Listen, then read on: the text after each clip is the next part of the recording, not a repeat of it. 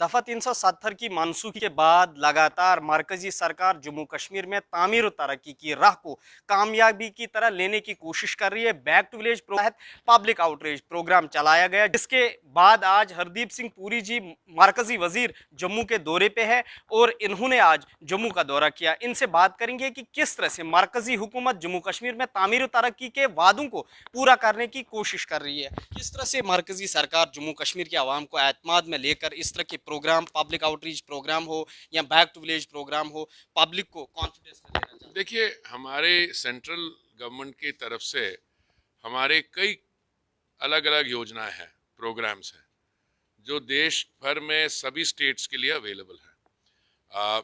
मेरे मंत्रालय में क्या आती हैं वो उसके बारे में बता दूं। मेरे मंत्रालय में जो housing and urban affairs ministry है, वहाँ पे हम स्वच्छ भारत मिशन, स्वच्छता का जो अभियान है शहरी क्षेत्र के लिए, उसको इम्प्लीमेंट करते हैं। प्रधानमंत्री आवास योजना है शहरी, उसको इम्प्लीमेंट करते हैं। हम स्मार्ट सिटी प्रोग्राम को इम्प्लीमेंट करते हैं। हम पहले हृदय को किया करते थे, वो टूरिज्म मिनिस्ट्री में चली गई है।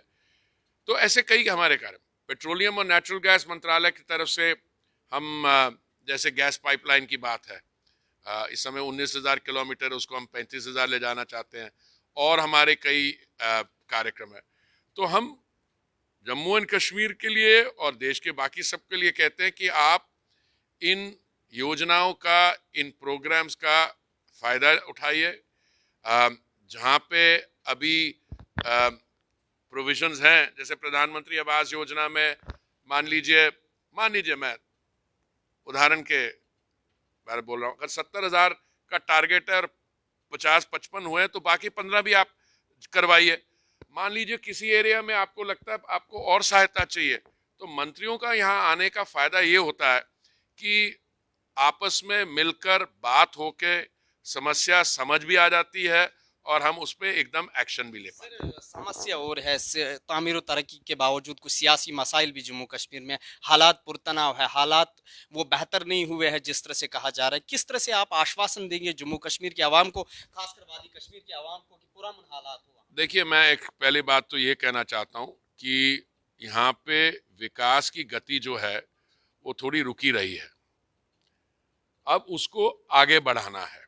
ठीक है, इसमें सेंट्रल गवर्नमेंट की तरफ से मैं आपको ये विश्वास दिलाना चाहता हूँ, आश्वासन देता हूँ, हम जम्मू एंड कश्मीर की इकोनॉमिक डेवलपमेंट में पूरी कमिटमेंट है हमारी। ठीक है, और इस कमिटमेंट का मतलब यह है नॉर्मलसी यहाँ आना, यहाँ पे इकोनॉमिक एक्टिविटी बढ़ना, लोगों को इकोनॉमिक एक्टिविटी का बेनिफिट मिलना। और मैं अब अपने मंत्रालय के लिए कह सकता हूँ, अभी आपसे चर्चा करने से पहले आप एक पत्रकार ने मुझसे पूछा कि यहाँ गैस पाइपलाइन कब आएगी, तो मैंने कहा मैं आंकड़ा पता करता हूँ। तो हमारा ऑलरेडी अनाउंस कर चुका है। नॉर्मली होता क्या है कि टेंडर फ्लोट करने के 1 वर्ष बाद, और हमें लग रहा है कि ये 2024 तक आ जाएगी यहाँ पे। जी जी, किस तरह की बेरोजगारी के खात्मे के लिए जो गैस पाइपलाइन यहाँ पे आ रही है, किस तरह बेरोजगारी का खात्मा हो सकता है? देखिए, बेरोजगारी तो इकोनॉमिक एक्टिविटी जब होगी तो बेरोजगारी तो अपने आप उसमें सुधार होगा। अगर आप समझते हैं कि कुछ लोग ऐसे कहते हैं कि नहीं हम आंदोलन कर लें, कुछ ये कर लें, देखिए हम एक बड़ा लोकतंत्र है, विश्व भर में हमारे पास हमारी जनसंख्या है 134 करोड़।